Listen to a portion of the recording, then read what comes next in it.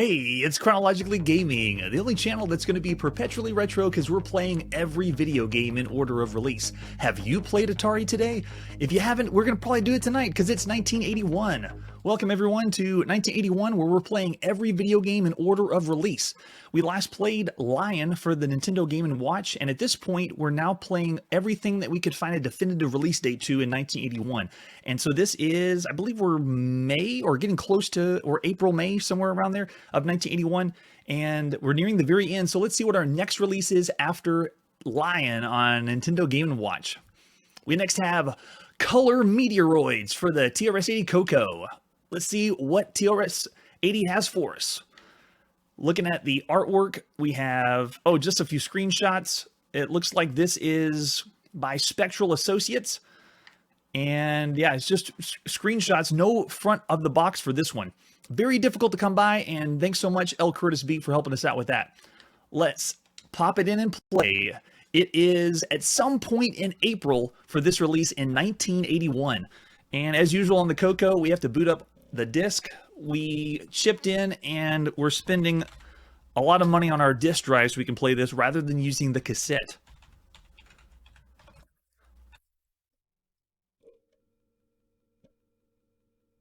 This is going to be interesting because the Coco, this release is one that just barely got in under the radar. There we go. We got it up. From Washington. Beware of the meteoroid swarm. Maybe have your name for the mortician. Sure. Let's make it Chrono. What level of difficulty do you want to try? Well, considering we haven't played this one, and you don't have to adjust your audio, right now it looks like no sounds coming in, at least at this point for the game. Let's try level 2 and see what level 2's like. Okay, here we go. So we're in the game. Oh, cool. It's got the analog controls. Oh, I think I did the warp drive on that. Let's see. It's the dot that I'm controlling on the screen right now. It feels really smooth, but oh, there we go. I had to find which one. Okay, it looks like I got some control issues. Hold on one sec. I see. Okay, there it is. All right, yeah, so the dot that's flying around the screen, I couldn't say it really is an asteroid clone because the physics feel different, but the death of the, oh my gosh. And I'm already dead. Of course, that's why you wanted my name, to consult the mortician. Yeah, they were very expensive, definitely. Oh, it takes 2 joysticks. Okay, well, let's put them both in there. Give me one sec. Here we go. This might work better for us. Let's give this a shot. Oh, and then it's not letting us play again. After the game over screen, I want to play more. Play some more. All right, well, let's come back and boot it right back up. Not familiar with the command for Color Meteoroids. Yeah, I tried enter and a joystick, and it didn't work the first time. All right, so booting it back up. The physics, though, was pretty cool.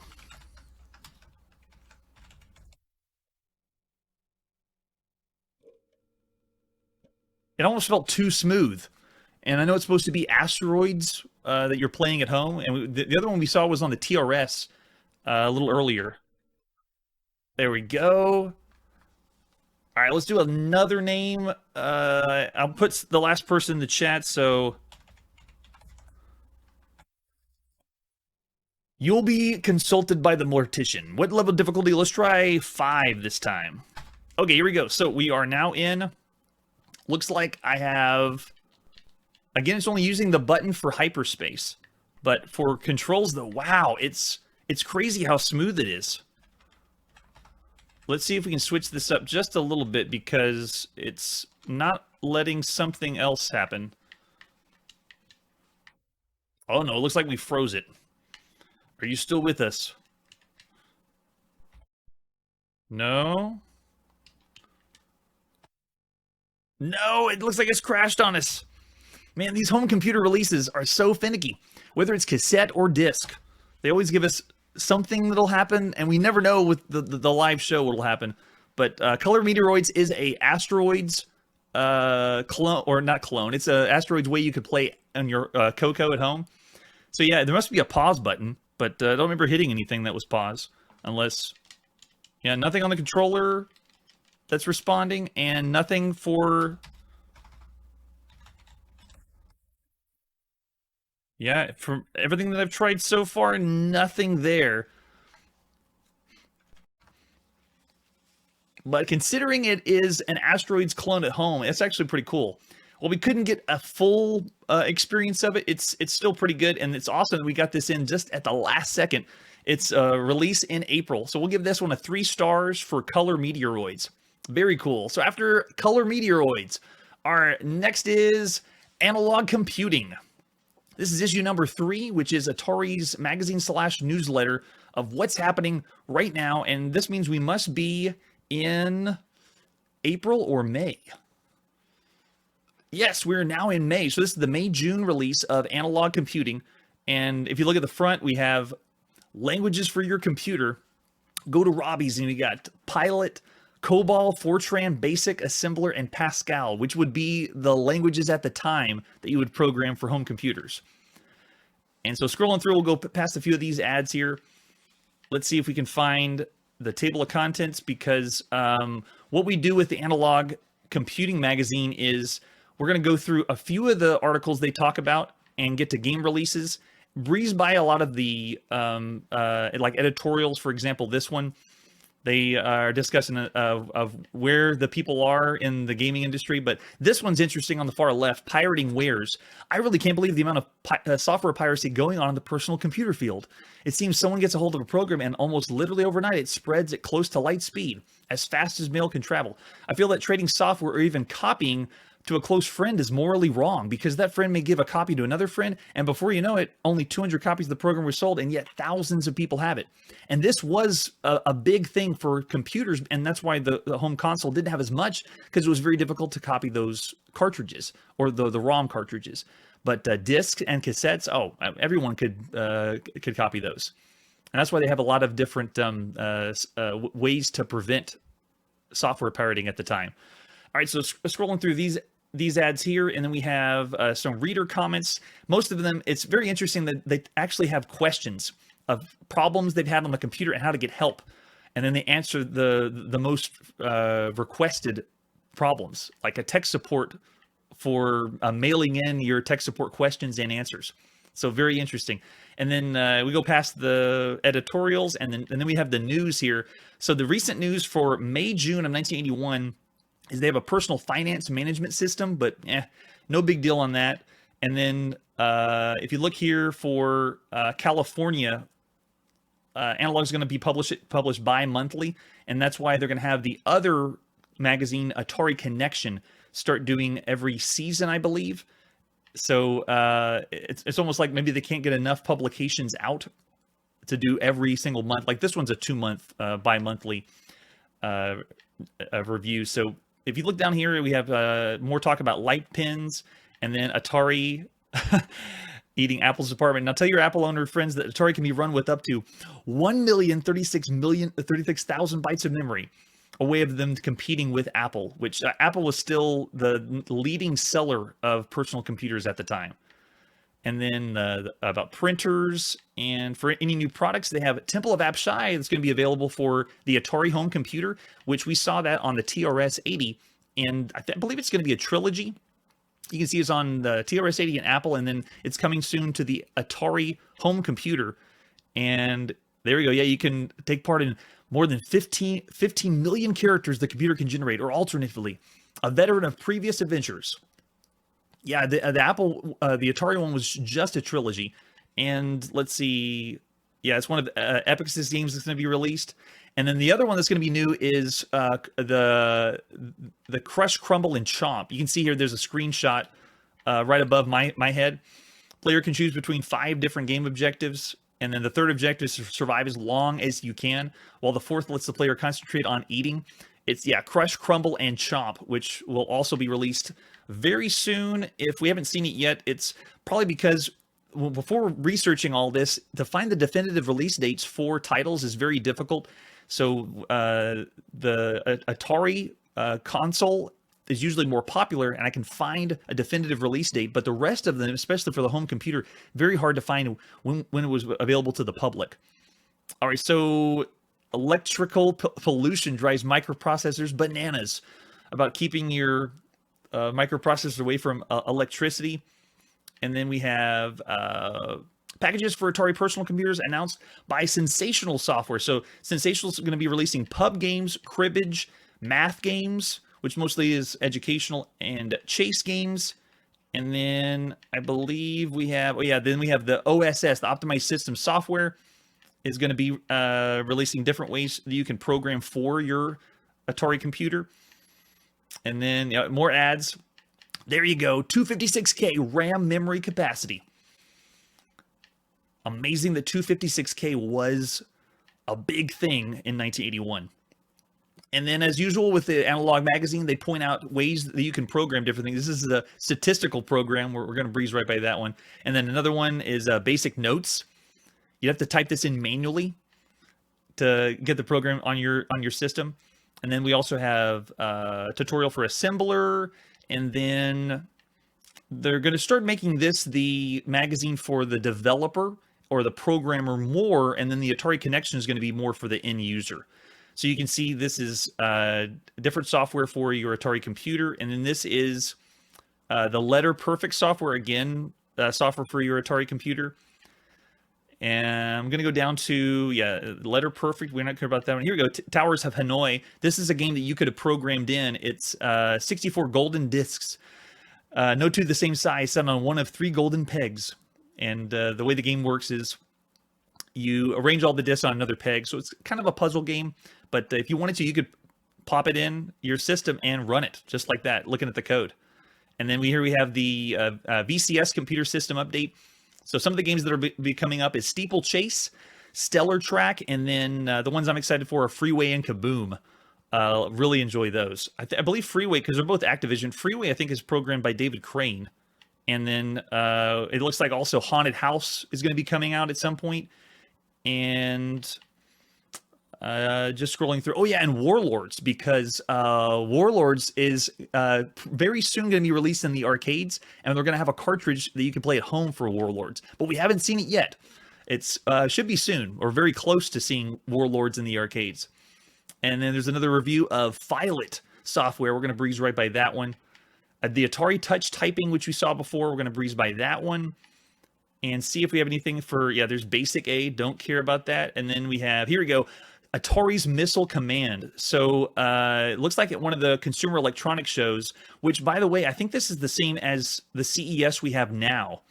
Las Vegas, Chicago. Yeah, so crazy to think of going in 1981 to the CES show in Las Vegas and Chicago. But Missile Command, the cartridge on your Atari home computer, is what is the big thing that you're going to be able to see. And you can have a screenshot of what it would look like whenever you play it on your system. So that'll be coming out soon as well. Looks like, for the home computer. Does it say it's possibly for the VCS? I can't remember which one comes first, but that's the big hit. Because when you go to the Consumer Electronics Show or know the newest stuff now, there's crazy stuff we have now. Like virtual reality is the big draw at this point in the video game industry. And to say you went to the CES show and you saw Missile Command for the home computer, that's the big thing. Just blows my mind. All right, then we have the adult section. Do we have anything else? We have another game called Target Shoot.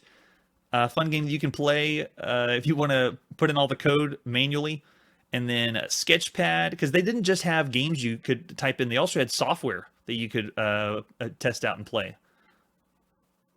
So pretty cool stuff there. It looks like that is all that we have. Yeah, and as usual, we got Adventure by Scott Adams. He always has an ad in the game or in the magazine. And that was Analog for the May-June release. So after Analog, our next one is, since we're in May, we're going to get the May release of BYTE magazine. BYTE magazine, we don't go through the whole thing because the journal is hundreds of pages long, but we check out the cover. They always have something cool. And then look at the table of contents to see what is the newest, coolest thing in May. So here's the front of the the journal has, I'll zoom in out a little bit, a ship sailing on a 5 1/4 floppy. And the last issue last month had the wristwatch computer of computers of the future using a 5 1/4 like tiny disc. So pretty cool there. Let's go to table of contents for the May issue of BYTE. There we go. So in the queue, we got Extended Color Basic for the TRS-80 Color Computer. Talking about the inexpensive graphics are finally available on personal computers in this new system from Radio Shack. And then we have the Commodore VIC-20 microcomputer, which we haven't seen games yet because a lot of them we can't pinpoint exactly when they were released to the public, but we will see them this year. The VIC-20 is what was released in the big system after the PET by Commodore. And then looks like we got Washington tackles the software problem. Court pays the way for more software protection against piracy, which we know they're copying a bunch right now as far as the home computer space goes. And then legal protection for computer hardware and software, wire wrapping, proto-system techniques, speeding up the TRS-80 graphics. So the original TRS-80 is still out there, and we're going to see releases by the TRS-80. Totally different architecture, by the way. I know they sound the same, TRS-80, TRS-80 Coco. Coco is a very different architecture. The save icon of Word, that's right. Oh, GW Basic. Is that what the one they're talking about in this one? Integer math package using interrupts on the Apple II system, which we saw in the last issue. Digital plotting with the Apple II computer, recursion side effects in Pascal, and then the symbolic debugging monitor. Machine language programs for 6800 based systems. See, the BYTE magazine hit on so many home computers at the time. And like I said in earlier session, the BYTE magazine started when people were just doing kits and building their own computers. So I think it began in late 50s or 60s when the first issue was released. And so since then, this has turned into something bigger because now we have companies that are building the computers themselves, and then people are buying them for their home. And then we also have file catalog system for Pascal, numerical methods, the printers, and then for arcade, they have Star Raiders. So a review for Star Raiders and Supernova, which we saw on the TRS-80, I believe, last year. Yeah, Supernova was not Bug Bite. It was another company that brought that one for us. Then we also have Asteroids in Space and Planetoids. So game reviews for those on BYTE magazine. And then Dancing Demon from Radio Shack. Probably a game that we will not come to if it's Jazzercise or Super Step. But cool stuff there in the May issue of BYTE, which means we're now in May of 1981. So let's press forward, and yes, there it is. Warlords in the arcade. This is awesome. One of my buddies told me that if I play old games, I really don't want to play anything unless you have Warlords. And we're about to see why. Let's take a look at the artwork for Warlords in the arcade. Yes. Newest release in the arcades by Atari. There you go. Up to 4 players can compete against each other in teams on a cocktail or upright game. Upright's 1 or 2, and then cocktail you can have 4, all surrounding the side. They have a skill sense, and oh, thank you. Yeah, the Dancing Demon. Okay, so it's not it's not Jazzercise. I had seen on the VIC-20, I believe, a Jazzercise or Exercise game, and I thought it was hilarious. So we might see one of those. But as far as hitting on everything that's a game, it's tricky when you go from software applications to games. So I'm trying to hit on only the games that are actual games, not something that your mom wanted to work out to. All right, so for this one, it looks like the artwork is hitting on the medieval theme. Really love it, though. Atari always has the best ones for the arcade. And there's our back of the advertisement flyer. Warlords win the profit war. 1, 2, 3, or 4 player simultaneous play. It's a new concept of competitive skill and challenge, but we already know Warlords is essentially it's Pong or Breakout. It's just doing Breakout competitively against other people, having everyone with 4 different quadrants. Battle begins with a castle in each corner of the playfield. Animated dragon appears and releases fireballs. 1 player must defeat 3 black knights. 2 players, 2 black knights, and then they have the power stone control where you can hold on to something and then catch it and then throw it away and to hit somebody else. Then we have bonus battles and so many cool things in this one. You can see they got screenshots down at the bottom for both different cabinets.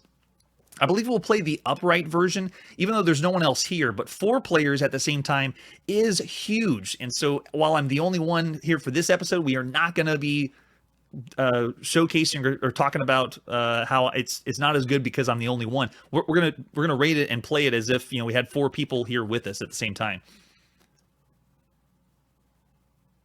Oh, great. So we should see that one soon. Awesome. All right, there's the example of the cocktail cabinet, the 4-player version. Looks like it's in someone's home. I want to go over and play some Warlords, 4-player. There we go. There's the upright cabinet for Warlords. Again, man, the artwork's awesome. And this is one of those cabinets that would have been very expensive, but it's supposed to draw in more people. Obviously, the cocktail with 4 coins, putting quarters in, you're going to get a lot more profit out of it. But this is not taking the Data East approach, which is let's not sell them a whole new cabinet. Let's do just a cassette they switch out. And then they switch out the marquee, and then the artwork on the side stays the same. The deco system used, I think, yellow, orange, and brown on the sides of their arcade cabinet. But this, you can tell, is Primo Arcade. Yeah, there we go. Awesome. There's our PCB. And then for control panel, this one's controlled with the paddles, same ones that you would have for the home VCS for your Atari. And there's the 2-player version. Yeah, so we just got moving left and right and start. There's our arcade marquee. Look at that. Epic. Warlords. Oh, yes. It looks like we got another advertisement flyer, still by Atari, just the black and white version. And then for gameplay, a screenshot right there. So let's see what the manual has for Warlords. Operation, maintenance, and service manual. Man, color manual for the arcade system. Look at that. That is awesome. Wow. And they're making it so epic, but it's breakout. You know, it's you're doing the same formula. You're moving something around and you're trying to break the bricks, but to do it against someone else competitively is a great idea. And then they also go through it's the operator's manual, so we're going to get information about the cabinet itself. And we're just going to scroll through. There you go, 1981, copyright by Atari. And of course, you know, the parts, we don't care about that. Table of contents, yes. We want to know game installation. Oh, wait. Oh, there you go, gameplay. Attract mode ready to play. Yeah, so it shows the different types of game modes that are in this. So we'll go to that part and see gameplay, because the rest of it's going to be, does it say? Oh, there we go. Warlords comes with 1 new part. Oh, I forgot about this. Atari does this. Every time they have a new arcade system, on the manual, they tell you what is the newest technology that's part of this. And this one is the Deep Well coin box. It can hold $600 in US quarters. That's a big draw for operators at the time. And usually when we saw, for example, on Atari Football, when it came out in the arcades, the big new feature was the giant trackball that came with it. So this is the new feature of Warlords. All right, so game inspection, blah, blah, blah. We're not installing any cabinets here on Chronologically Gaming. Not doing any self-tests. Well, we might. When we boot these up, it's the first time.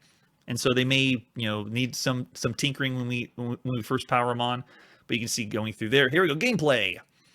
All right, so it's a black and white raster scan monitor. Interesting. So it's not a color-based game. They're going to have an overlay that'll give it the color.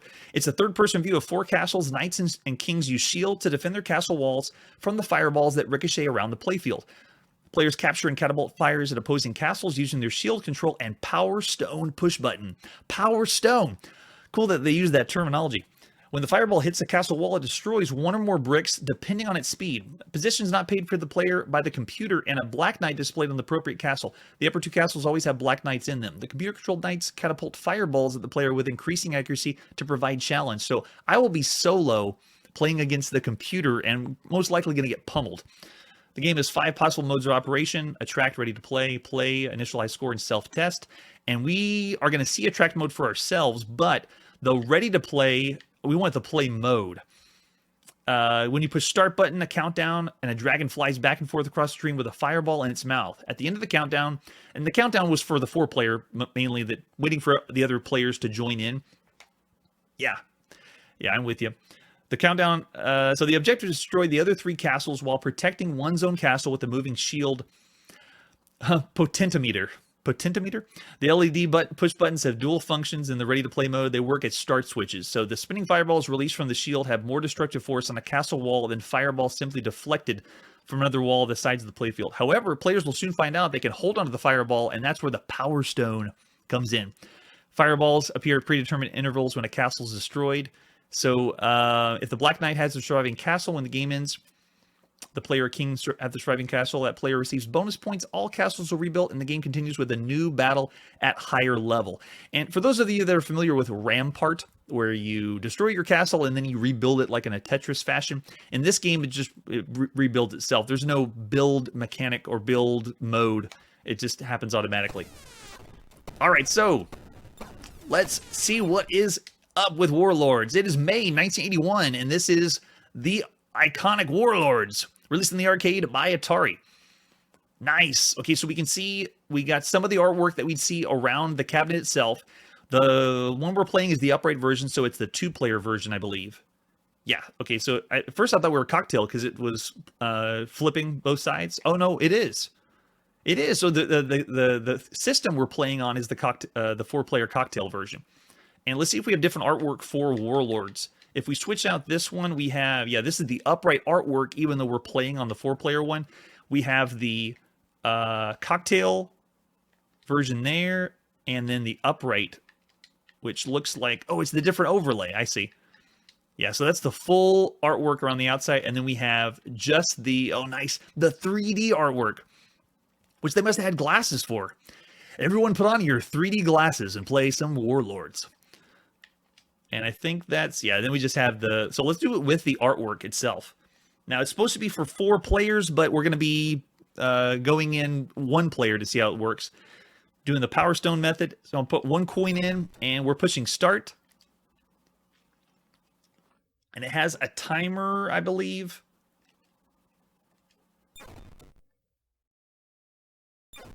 There it is. Okay, so I'm on the left side. You can see, oh yeah, there's that, and the timer's going down, waiting for more people to join in. It looks like I'll be playing against computers. Oh, great. So I'm on the left side. Oh yeah, it's fast, frenetic action. Let's see if I can get a handle on that fireball. Come on, come on. Wait, did I push the wrong one? Let's try it again. There it is. Boom!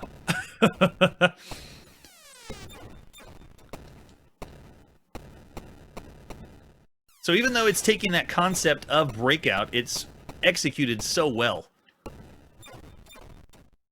Oh, it looks like you got nothing left, buddy. And it really doesn't work unless you have that overlay. I'm surprised to know that this was black and white, because this really looks like it's programmed with color. Unless the overlay is doing something really, really good.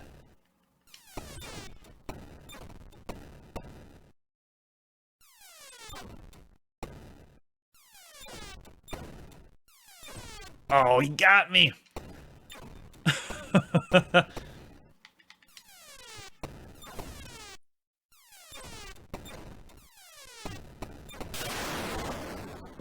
Oh, there it is. Yeah, I never knew it was 3D. Unless they have certain cabinets that were 3D with the glasses. My biggest memories of Warlords is on the Atari VCS. All right, so we're going in again because it's a great party game, having 4 people at once. All right, and we're in, and now it's doing the countdown, waiting for other people. Yeah, the dragon looks like it's color sprites. There's no way that could be black and white. Maybe that some versions were programmed black and white, and then some versions were programmed in color.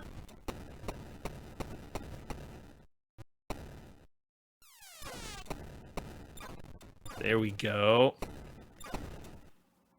Maybe we'll get better luck this time, but I don't know, with the computers, it may not happen. They may take me down. No! There we go.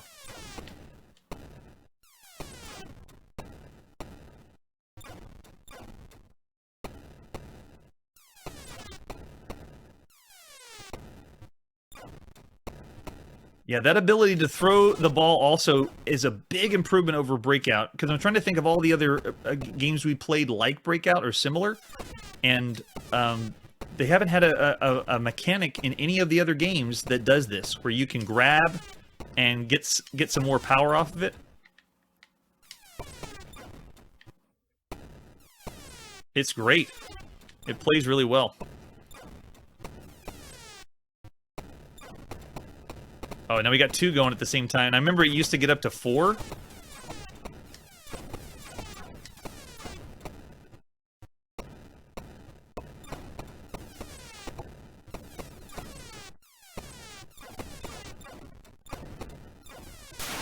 There's 1 down. Uh-oh, not... Oh, I thought I could get more, but wow. And the high score, you get to do your initials.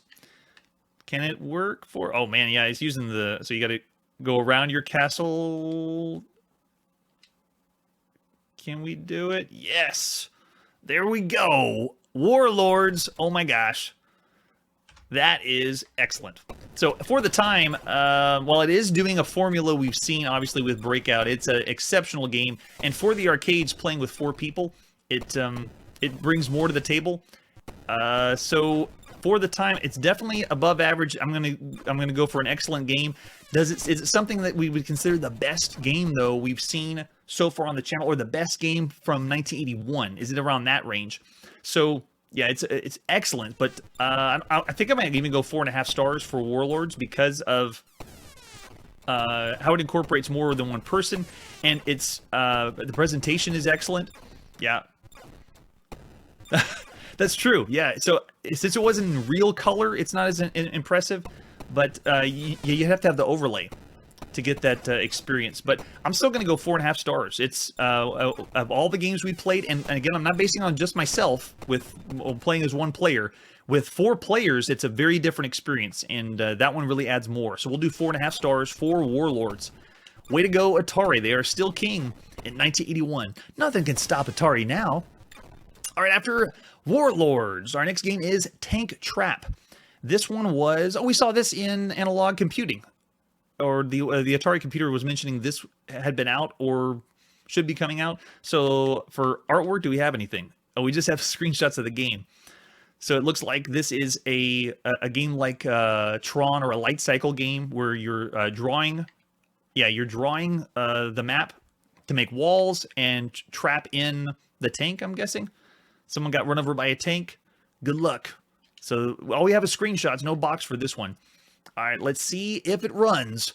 It is May 5th, 1981, and this is Tank Trap for our Atari 800. Oh no, and we just got the Atari computer crashed. All right, let's try it a different way and see if we can switch it up just to see if it works or not. So we have, let's try it on a modern and see if that one helps us out. Because there's so many different models of these systems. Sometimes it's not... Yeah, right? Now I'm second guessing whether I should do this live or not. Because doing it live does save on time. But to test every single game, make sure every single game works ahead of time, it's tricky. Well, for the home computers. Yeah, there we go. It crashes again. Darn. Well, I was really excited to see Tank Trap. Maybe it's possible we can get it to work a different way, but for what I know, it's only on cassette, and the cassette emulator for the Atari 8-bit doesn't work so well. The disc is the way that I can get these to boot quickly. So we're sadly going to have to get this one 0 stars, and maybe if someone reaches out to me and has a good copy or a way we can play Tank Trap, we can come back for redemption. All right, so after Tank Trap, what is our next one? All right, so this is Space War on the TRS-80 Coco.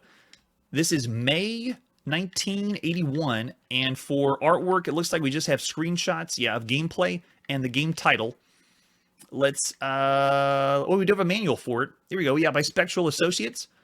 This is the same Space War that was originally on, I think, the PDP, one of the mainframe computers, and then eventually turned into the very first game we played on the channel when they put it in the arcades. Space War. If you're curious why is it so red? Well, we talked about piracy on one of the other issues, and this is one of the reasons. They put this on this paper to prevent people from copying it, you know, photocopying it. And we have it here because, you know, they scanned it in a different way. But back then, to do photocopies, you couldn't copy this kind of paper. which is a shame. Think of all the manuals we've lost because people never copied those documents. Yeah, completely black. That's right. All right, so they have space mines, defending the Death Star. So I bet this is going to have that really cool gravity effect. Yeah, the gravity's going to pull us toward the black hole, and they're going to have the Death Star that can fire defensive missiles at us. We have a cloaking device in this game. That's cool. So it has the left joystick activates the cloak, and then looks like left joystick only. But like we saw with Meteoroids, it's possible this will be controlled by both joysticks. So 10 points are scored for hitting the shield of the Death Star. You get a bonus ship, and then there you go for loading instructions. C load M, which I think we're just doing load M in EXE, but a lot of the other home computer games we play, we don't have to do all the commands to type them in because we're trying to get to the gameplay faster. So I'm not giving you the exact 1981 home computer experience. So there you go. Movement, use the... Oh, it is. He's going to use both joysticks. So let me get both of them on just in case I need them for this one. But this is cool. I'll refer back to the manual if we need to play some Space War. Let's pop it in and see. So this is around May. We said May 15th, 1981 for Space War on the Coco. As usual, does it load? Does it load? Come on, Space War. I know whenever I played the Dragon 32 and Dragon 64, I had the same issue. Some games would load, some games wouldn't load, but... Oh, we got it. So we got to, at least to this, the splash screen. There we go. Color Space War. 1981, Spectral Associates. You're at the boundary of the known galaxy. Please identify yourself. Oh, just like the other one. What level of difficulty do you want to try? Well, we tried 2 and 5, and we still were doing so good. Let's try 2 and see what that's like. Okay, so here we go. I am the... Oh, it's interesting. It's controlling the same... and I right off the bat died. So I'm controlling, again, as the dot. Very similar to the last game we played. Yeah, there we go. Oh, this is cool. So I'm the dot in the center of the screen. I love the control. It plays really, really well as I get hit by an asteroid. But it's doing what we saw with Space War before, which is its gravity is pretty cool, dragging us to different locations. And the black holes on the far left side of the screen, we have asteroids we can hit. And I ran into the Death Star. Do we want to try another game? Yes. Yes, we do. So it's harder to see, but it's really cool seeing that kind of resolution on the Coco.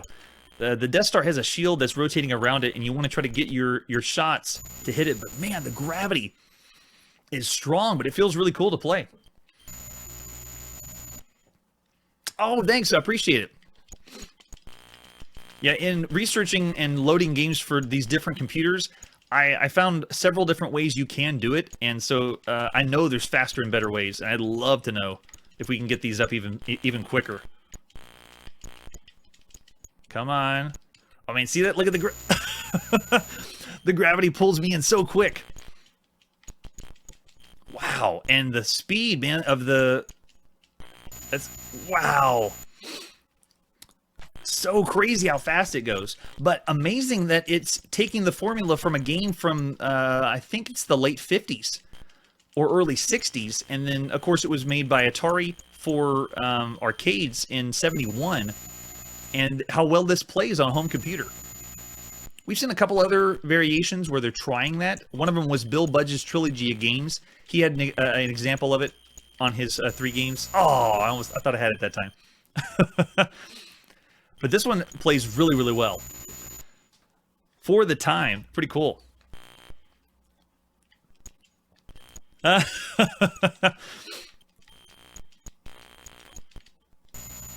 what? I don't think I hit anything that time, unless there was a really small asteroid. But you can see we have the forces of the black hole pulling so hard against me. There we go, almost. Almost. All right, so while it's only one player, this is a game that at the time I could spend a lot more time wanting to play because of the way it's programmed with the gravity. It plays really well. All right, so for Space War by Spectral Associates, that is above average for what we'd expect for the time. I'd even go 4 stars. It is only one player, though.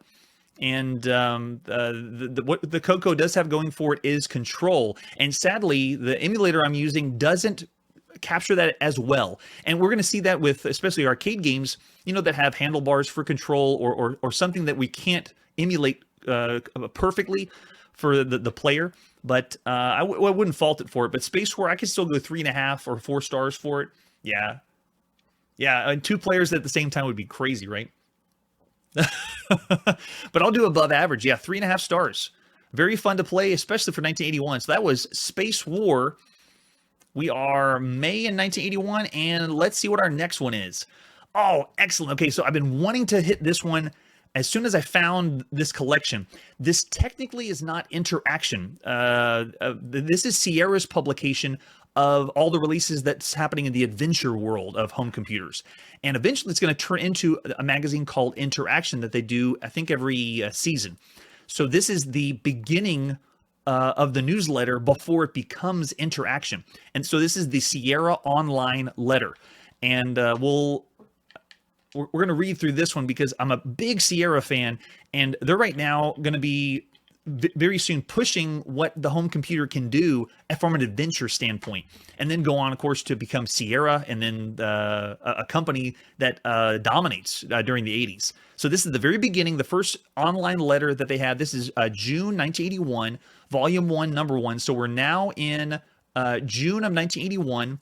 And we won't go through the table of contents because we're going to hit on everything in this issue.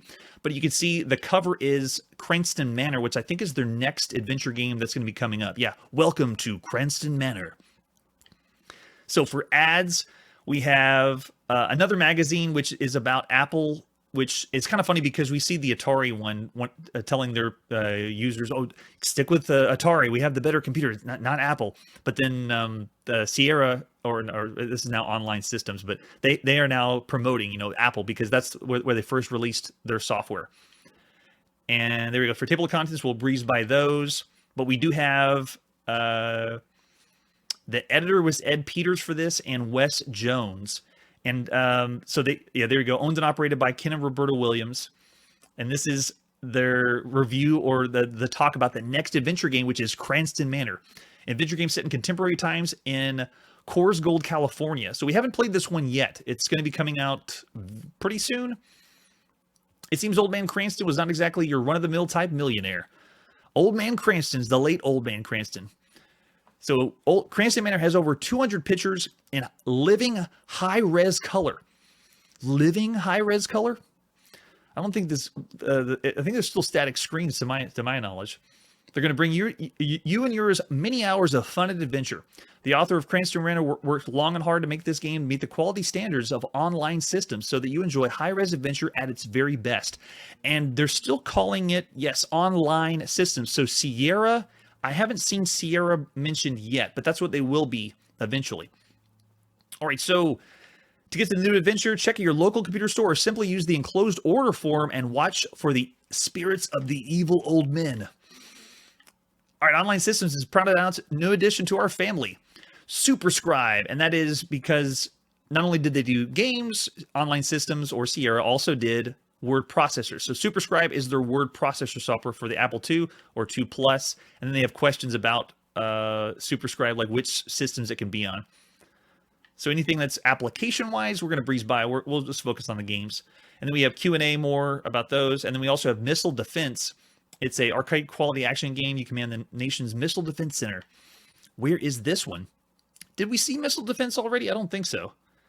So it's on Apple II. I'm going to have to keep an eye out for Missile Defense. I'm not sure if...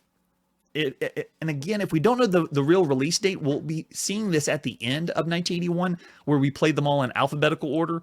So big shout out to everyone that's been helping me get dates, because if I don't get the dates and just know it's sometime in 1981, then we will see them, but they'll just be in alphabetical order. All right, so this is a cool thing. Winning Strategies for Adventures by Roberta Williams. So in 1981, this is her telling you how to be really good at adventure games. Because here on Chronologically Gaming, we haven't done the best. Well, I know we sample and get a taste of some of these games, but these first adventure games, woof, they're rough.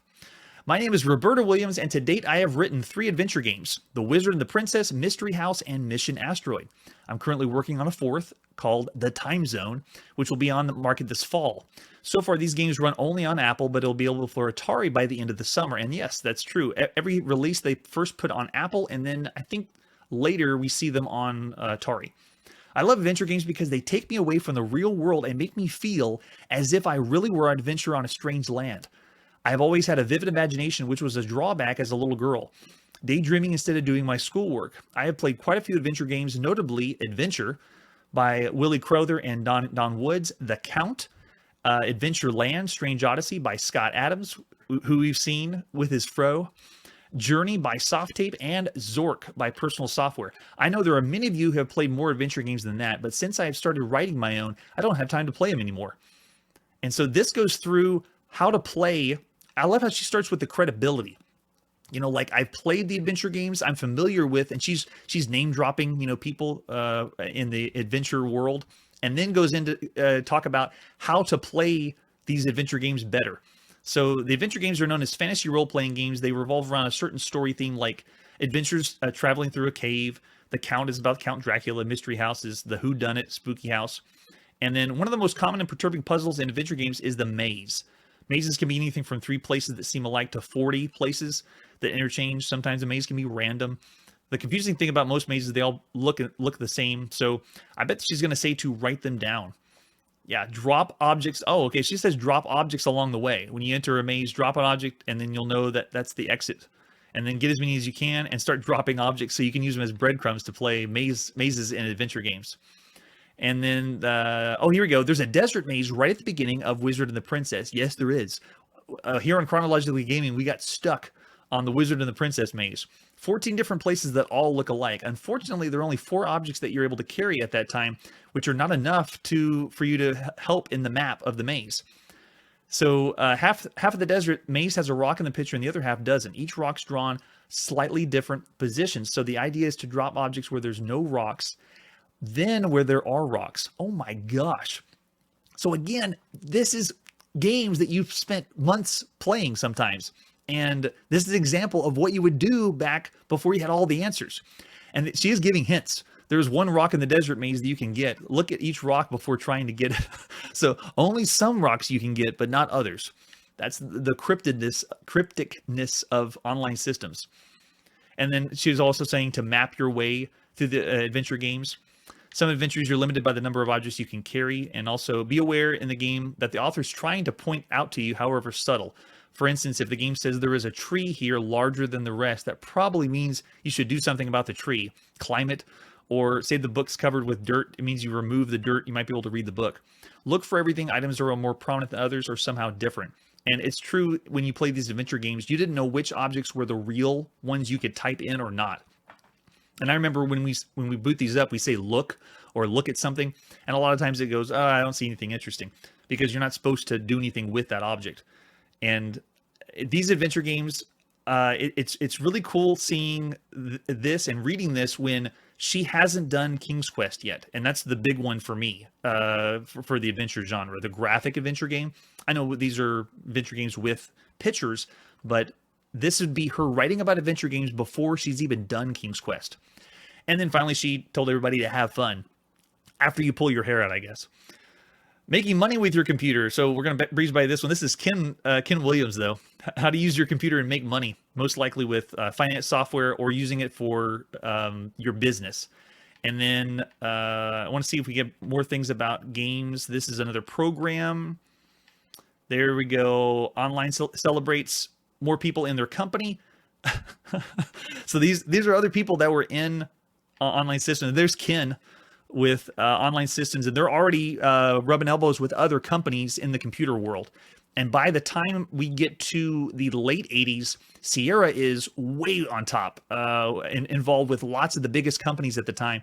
And if you remember, in the 90s, Sierra was the publisher for Half-Life before Valve got started. That's how big they were. They were way, way on top. So we have in these pictures, there's different people that are incredible developers and business owners of other companies. And there, you can see here, they have Serious Software, Datasoft, and so forth. All the big computer software developers at the time. And then We have anniversaries. So is this like a newsletter for only the company?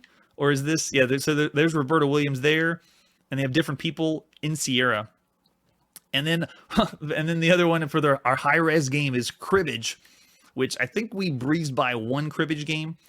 And this one is, yeah, the Apple II one. I believe we've already seen this one. Or briefly looked at it. Oh, and there we go. We got high scores posted for Gobbler, Missile Defense, and Sabotage, which means they're out already. I can't remember if we've seen Gobbler yet on the channel. So I'm going to have to keep an eye out for those. And then they have strategies of how to play Sabotage. And this one is, yeah, Apple II. And as we scroll down, we got some sports titles. This is high-res soccer, high-res football. All high-res. I wonder if Online Systems started that. Ever since we saw Mystery House, they coined the term high-res, and then everyone started saying high-res after that. All right, and then we have their high-res adventures. So what we've seen so far is Mission Asteroid, which is technically the third one. And then there's Mystery House and Wizard and the Princess. They were released first, Mystery House, Wizard and the Princess, and then Mission Asteroid. We checked that out with Chris Alimo from Classic Gaming Quarterly.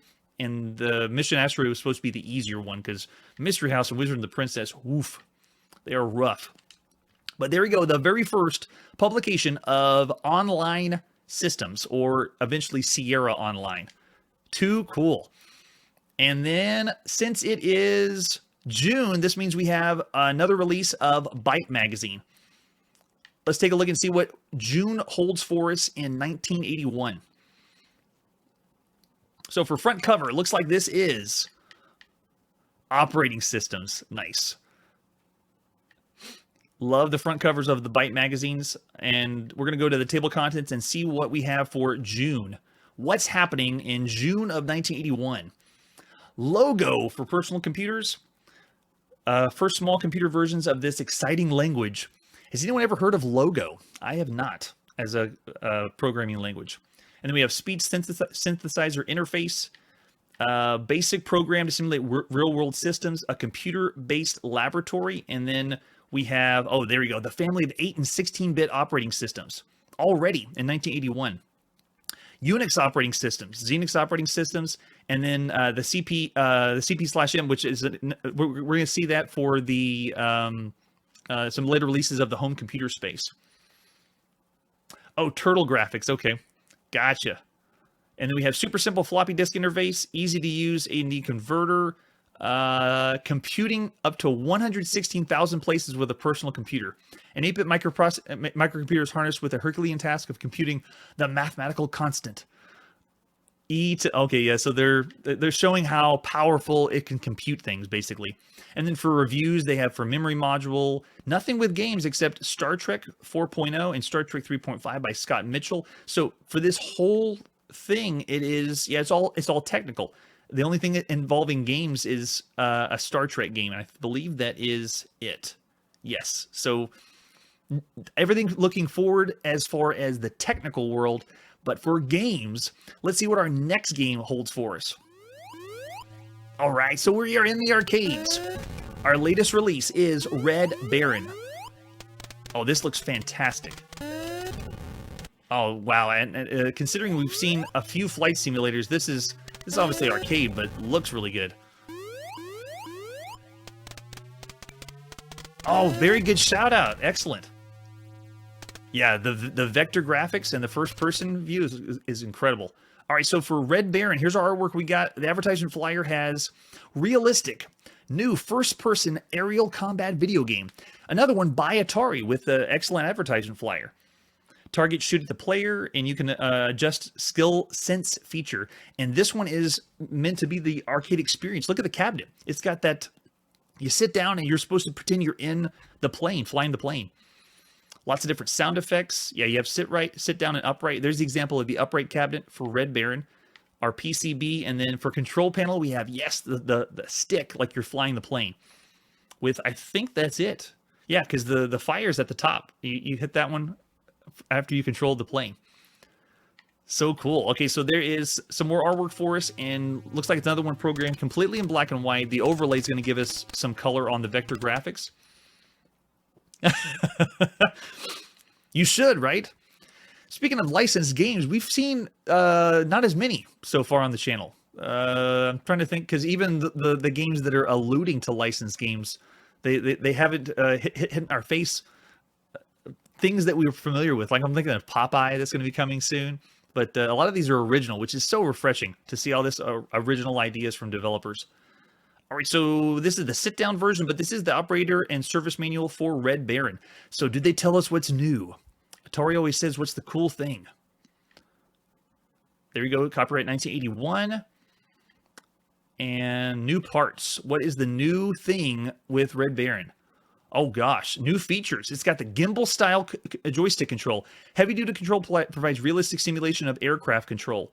So while it's difficult to describe, we are seeing better technologies with play control. Because whenever we play these, I'm trying to show you on the channel what it's like to hold the controller and where the buttons are and keypads and so forth.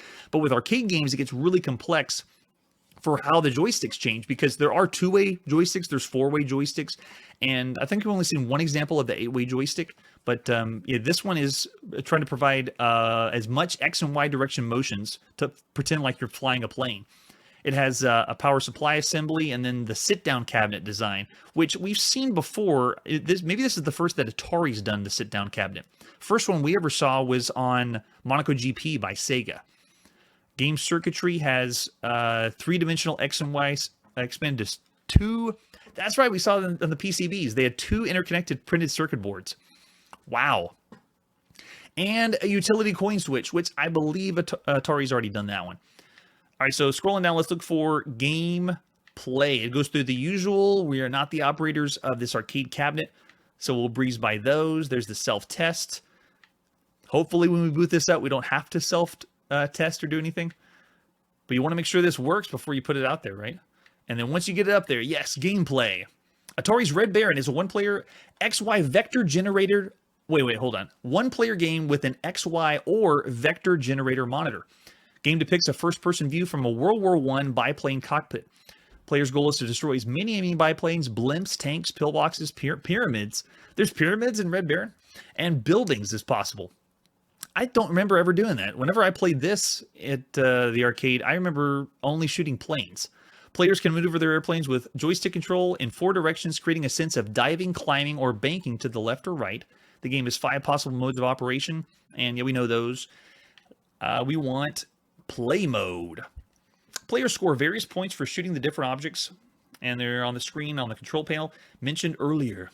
The game starts with slow enemy biplanes. First 4 are relatively passive. As the game progresses, the biplane's speed increases and the enemies become more evasive. After the 4 airplanes, then you see various objects on the ground. Okay, so that's, maybe I just didn't get far enough. Whenever I played this, I think I was I was under 10 years old whenever I checked this out. So it looks like there's different features, self-adjusting gameplay, and then the game program accumulates average of the last 32 games length. Wow, so the average score is stored in, okay, they store the memory so you can, or store your score so you can tell everyone later, and then they have the high score mode as well, which we've seen from 1981. All right, so for different versions, we just have one that's revised hardware, and so that was all the information we have for Red Baron. We are at time for this evening, which means we're going to check out the gameplay of Red Baron next time. Really exciting, because we've seen a few flight simulators, and the arcade's not going to be a simulator per se, but it's going to give us the experience as if we're flying. So really excited about that, and really excited to see what's coming up in the summer of 1981. We will catch you next time.